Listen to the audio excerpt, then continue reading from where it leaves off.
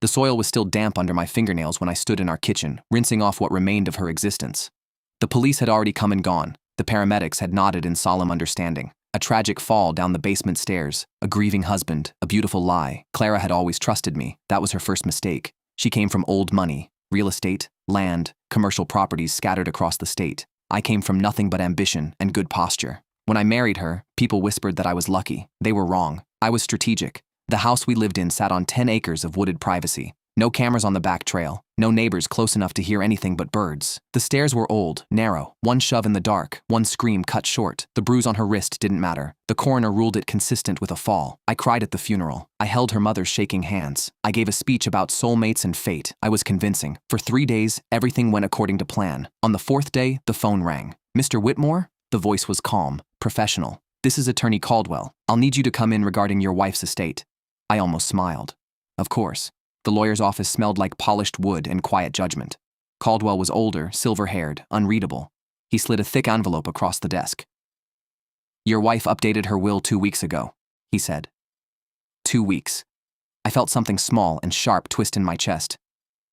"That's interesting," I replied carefully. "She didn't mention that." "She insisted it remain confidential." Confidential?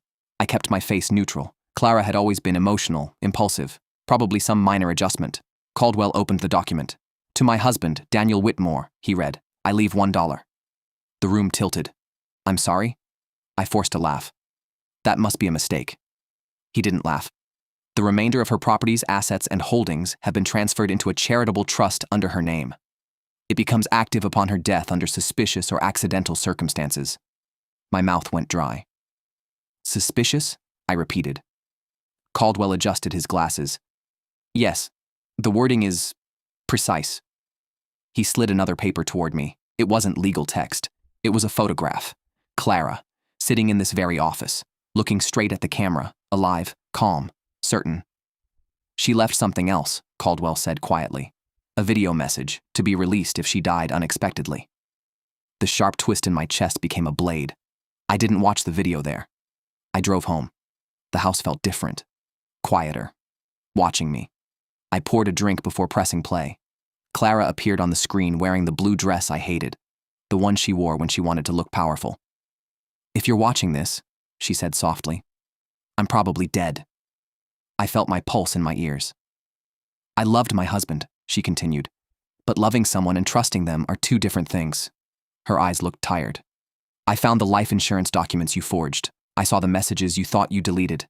I know about the investment debt. I know about the mistress." My hand tightened around the glass. "I don't know if Daniel would ever hurt me," she whispered. "But I know greed changes people." She leaned closer to the camera. "So I made changes. Every property, every account, locked away. If I die naturally, Daniel is protected. If I die suddenly, investigated or under questionable circumstances, everything is frozen." Frozen. I also sent copies of certain documents to someone I trust. My heart stopped. "If you didn't hurt me," she finished gently, "I'm sorry for doubting you. But if you did, I hope it was worth it." The screen went black. The phone rang again that night. "Mr. Whitmore," said a new voice. "Detective Harris. We need to ask a few follow-up questions about your wife's fall." My stomach turned. "Of course," I said evenly. "Just routine," he added. "There were some inconsistencies in the insurance policy timing." Insurance, 2 weeks ago. The same time she changed the will. She knew. The walls felt closer. After the call ended, I noticed something I hadn't before. A small red light blinking above the bookshelf. Smoke detector. No. Camera. My breath caught. How long had it been there? How much had it seen? They came back the next morning. Detective Harris wasn't aggressive. That was worse. He walked slowly through the house, studying everything like it was already his. "You said she slipped," he murmured. "Yes." "In the dark?" "Yes." He nodded thoughtfully. "We found partial prints on the railing," he added casually. "Looks like someone grabbed her wrist." My vision blurred. "Instinct," I snapped. "I tried to save her." He held my gaze for a moment too long. "Of course." As they left, Harris paused at the door. "By the way, Mr. Whitmore, your wife was very organized." "What do you mean?" "She sent us something, a week before she died." The blade in my chest twisted deeper. Just in case, he said. The investigation dragged on for months. The trust locked everything. I couldn't sell the house, couldn't touch the accounts. My credit collapsed. The mistress disappeared the moment the news broke. The camera footage was grainy, but clear enough. My hand on her wrist, her pulling away. The push, not an accident. Not anymore. The trial was brief. They played Clara's video in court. The jury didn't look at me after that. The day they sentenced me, I finally understood something. Clara had loved me, but she had loved herself more, and in the end, she made sure I inherited exactly what I deserved. Nothing.